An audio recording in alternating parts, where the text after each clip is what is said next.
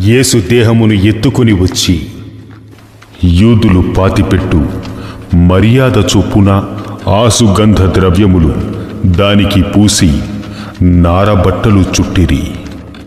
ఆయనను సిలువ వేసిన స్థలములో ఒక తోటయుండెను. ఆ తోటలో ఎవడును ఎప్పుడునూ ఉంచబడని క్రొత్త సమాధి ఒకటి ఉండెను. ఆ సమాధి సమీపములో ఉండెను గనుక ఆదివారమున ఇంకను చీకటిగా ఉన్నప్పుడు మగ్దలేనే మరియా పెందలకడ సమాధి యొద్దకు వచ్చి సమాధి మీద ఉండిన రాయి తీయబడి ఉండుట చూచెను. కనుక ఆమె పరిగెత్తికొని సీమోను పేతురు నొద్దకు యేసును ప్రేమించిన ఆ మరి ఒక శిష్యుని యొద్దకు వచ్చి, ఎత్తుకుపోయిరి, వారు ఎక్కడుండదన్నారని మేము ఎరుగము. మరియా, ఆమె ఆయన వైపు తిరిగి ఆయనను హెబ్రీ భాషతో రబూని అని పిలిచెను. నేను ఇంకను తండ్రి యొద్దకు ఎక్కిపోలేదు గనుక నన్ను ముట్టుకోవద్దు.